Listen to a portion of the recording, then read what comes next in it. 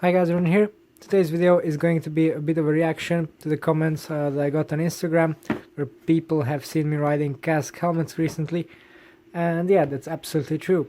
The main reason behind that is when I went to the wind tunnel with Aero coach, the Kask Mistral was the fastest and best performing helmet for my position for the time trials, and there in the Bournemouth wind tunnel they had other models of Kask helmets as well, which I could check out and try.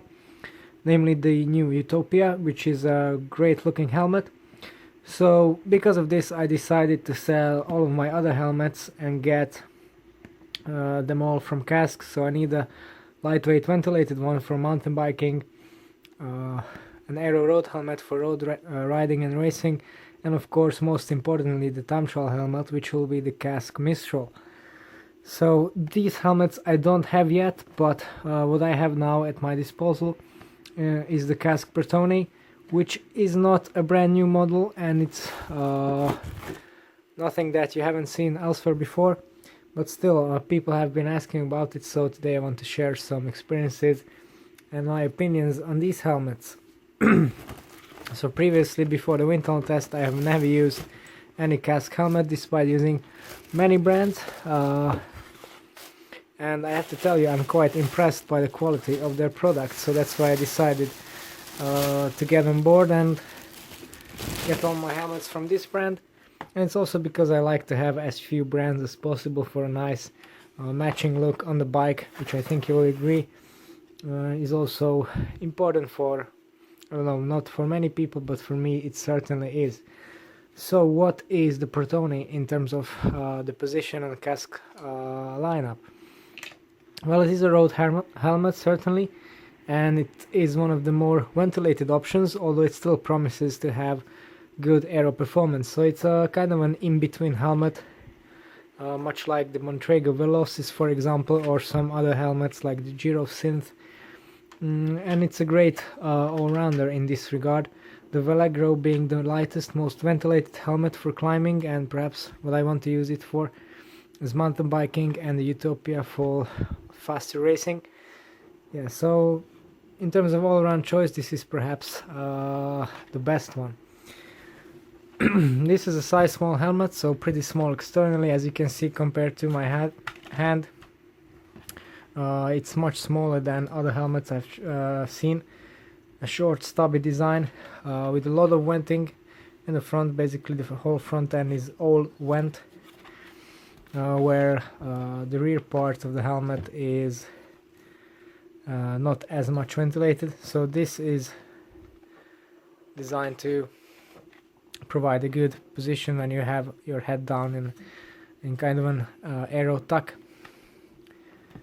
But honestly I don't know how it performs in terms of other helmets like this, but it has to be noted that yeah, the time trial helmet was very fast, and I've been told that the designer that works on the aerodynamics of the Kask helmets is very good, so there's no reason to believe that this would be much worse. But where this helmet got me, certainly, apart from the looks and the design, which are very nice, is the feel and the general quality of the helmet. So one of the unique features of the Kask helmets is the so-called Echo leather chin strap. It's very nice, but for me this is not a feature that really stands out, although many people like it. And the rest of the strap is also very comfortable, doesn't pinch my head or ears anywhere. What I do find really unique about this helmet is the way you can adjust the retention system in the rear. So for first vertical adjustment, that's not too uncommon. What's special here, I think, is the range in which you can adjust the rear part. So it's absolutely huge to suit basically every shape of head, shape and size. But the other thing you can adjust also is the sideways position of these little tabs in 3 increments basically, which is very handy. So it suits the back of your head and neck, which might be problematic with some other helmets. Then the whole padding That's also, I think, a very unique feature, and certainly among the helmets I've tried, it's the best. So the rear part of the retention system has this soft gray foam embedded and glued onto it, which aids the comfort. And also it has very nice padding in the helmet itself. So this front brow pad, super thick, super moisture wicking to prevent sweat from dropping into your ears, aided by these little ports. So that works well in the heat of the summer. And also the inside lining is very comfortable, very nice against the skin, and yeah, very good to the touch. And of course it's fully removable and washable. The weight of the helmet is pretty much on par with other offerings in this category. It's very light, also aided by the size of it. Another nice thing that I can say is that the rear part extends quite a lot, I think in a similar fashion than a POC Octal, for example, and so that's good for protection.